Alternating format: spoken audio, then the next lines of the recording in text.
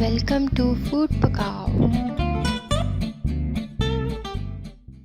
आज मैं आपके साथ जो रेसिपी शेयर करूंगी उसका नाम है पोटैटो चीज़ बॉल्स।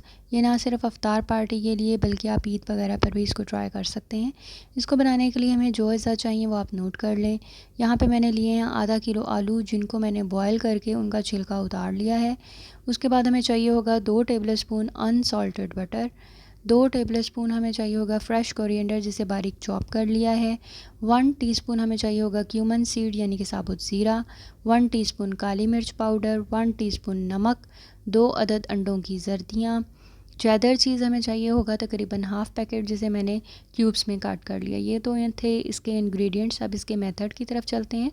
सबसे पहले हम आलूओं को मैश कर लेंगे। मैश करने के बाद उसके अंदर तमाम के इंग्रेडिएंट्स जो हैं वो हम डाल देंगे, जिसमें था बटर, कोरिएंडर पाउडर, ज़ीरा, नमक, काली मिर्च और अंडों की जर्दियाँ।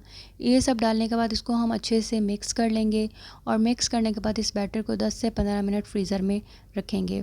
10 से 15 मिनट फ्रीज़र में रखने के बाद हम अपने हाथों को अच्छे से ऑयल से ग्रीस कर लेंगे और बैटर की छोटी सी बॉल बना लेंगे। बॉल बना के सेंटर में होल करके उसके अंदर चीज़ रख के उसको दोबारा से बंद करके उसकी बॉल बना के और यूँ 1 बाय 1 हम इस तमाम बैटर की बॉल्स बना के डिश में लगा देंगे।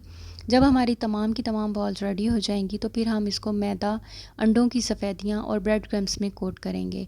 सबसे पहले हम इसको मैदे में कोट करेंगे ताकि इसको अच्छे से मैदा लग जाए। जब मैदे में कोट हो जाएगा उसके बाद हम इसको अंडों की सफ़ेदियों में कोट करेंगे। अंडों की सफ़ेदियों में अच्छी तरह से इसको कोट करने के बाद इसको हम ब्रेड क्रम्स लगा देंगे। ब्रेड क्रम्स लगाने के बाद अगर आपको लगे कि आपके जो बॉल की शेप है वो थोड़ी सी ख़राब हो गई है तो आप इसको दोबारा से हाथ पे रख के बॉल की शेप दे दें। और इस तरह आपने एक एक करके तमाम बॉल्स को तैयार करके एक ट्रे में लगा देना है। ट्रे में लगाने के बाद इसको 10 मिनट फ्रिज में रखना है ताकि ये सेट हो जाएं। जब अच्छे से सेट हो जाएं तो ये फ्राई करने के लिए रेडी हैं। अब एक पैन में हम ऑयल डालेंगे और इसको ऑयल को गर्म करने के बाद इसके अंदर हम अपने पोटैटो चीज़ बॉल ऐड कर देंगे और इसको डीप फ्राई कर देंगे।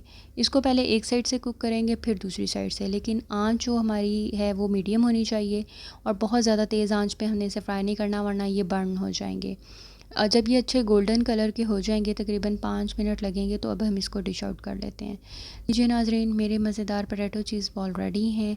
अगर आपको मेरी रेसिपी अच्छी लगी हो तो आप इसको ज़रूर ट्राई कीजिएगा। मेरी दुआ है कि आपकी भी रेसिपी मेरी तरह बहुत अच्छी बने।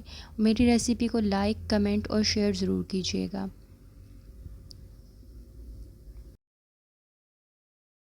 अगर आपने अभी तक मेरा चैनल सब्सक्राइब नहीं किया तो प्लीज़ इसको सब्सक्राइब करें और बेल आइकन के बटन को प्रेस करें ताकि मज़ीद अच्छी वीडियोज़ आप तक पहुंच सकें।